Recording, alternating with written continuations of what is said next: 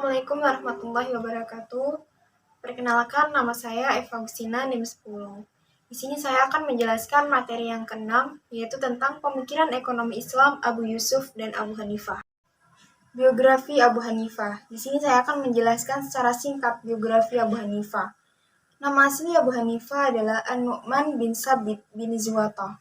Dalam riwayat yang lain disebut An-Nu'man bin Sabit bin Al-Marzaban.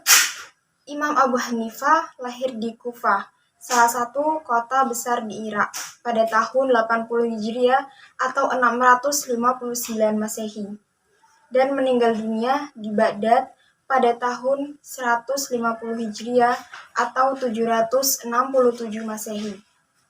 Imam Abu Hanifah adalah ulama mujtahid dalam bidang fikih dan salah seorang di antara imam mazhab, yaitu Imam mazhab Maliki, Syafi'i, Hambali, dan mazhab Hanafi. Imam Abu Hanifah lahir di masa kekuasaan Khalifah keempat, Bani Umayyah, Abdul Malik bin Marwan. Dan selama hidupnya, beliau mengalami dua kekhalifaan, yakni Daulah Bani Umayyah dan Daulah Bani Abbasiyah. Pemikiran ekonomi Islam Abu Hanifah. Selain dikenal sebagai seorang imam mazhab Hanafi, Abu Hanifah merupakan pakar yang telah memberikan pemikiran dalam perkembangan ekonomi Islam. Salah satu pemikirannya adalah tentang salam, yaitu bentuk transaksi di mana pihak penjual dan pembeli setuju bila barang akan dikirimkan setelah dibayar secara tunai pada waktu kontrak disepakati. Beliau mencoba menghilangkan pertikaian dengan memberikan penjelasan mengenai kontrak yang beliau buat, seperti menjelaskan jenis komoditi, jenis quality, jenis quantity, waktu dan tempat pengiriman. Dan beliau juga mewajibkan untuk memenuhi persyaratan bahwa komoditi harus tersedia di pasar selama waktu kontrak dan pengirimannya.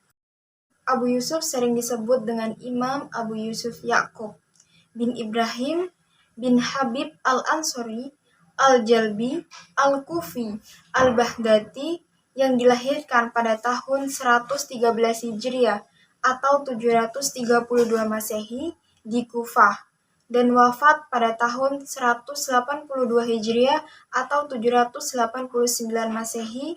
Dari nasab keturunan beliau masih merupakan keturunan dari golongan kaum Ansor atau pemeluk Islam pertama dalam kelompok penolong Nabi Muhammad SAW di Madinah.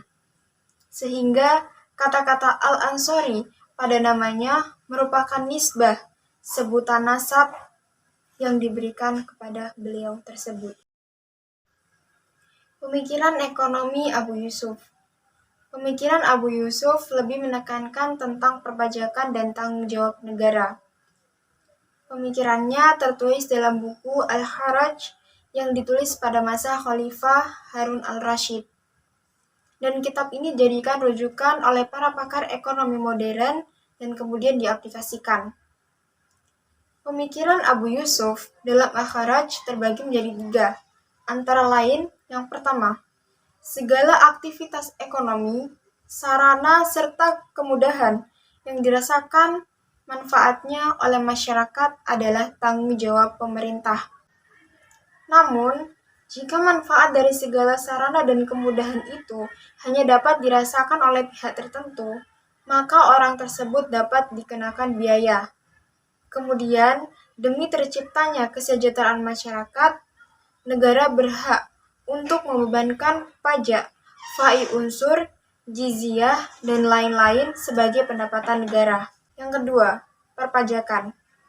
Abu Yusuf mengganti praktik misahah atau faisal tax dengan mukasomah atau proportional tax, dikarenakan hal tersebut akan menindas dan menzolimi rakyat miskin dan menentang sistem qabalah.